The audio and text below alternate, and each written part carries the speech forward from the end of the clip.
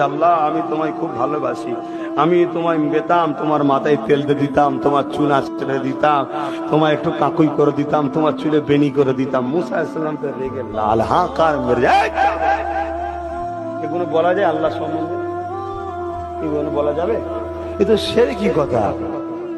আল্লাহর সঙ্গে কোন জিনিসের শরীক চলে না। হ্যাঁ কি বলছিস তুই? সে তো হতভম্ব হয়ে গেছে। কি হয়েছে? কিন্তু শিরকি কথা বলছো। তুমি কে বলছো? আমি মুসা নবী। হ্যাঁ হুজুর আমার ভুলে গেছে। একদম থরথর করে কাঁপছে, আর কোনো কথা হয় না, পুরো চুপ। চোখ দিয়ে পানি বেরিয়ে যাচ্ছে। আল্লাহ পাক আওয়াজ দিয়ে বলছে, মুসা রে কি করলি তুই? আল্লাহ ও সেরে কি কথা বলছিল তাই রাগ করেছি? বলছে জবানটাই বন্ধ করে দিলি, তোর কথাই বলছে না, ওদের কথাই বলছে না। তোকে তো পাঠিয়েছে আমার বান্দাগুলোর সঙ্গে জুড়তে, তুই এমন কাজ করলি।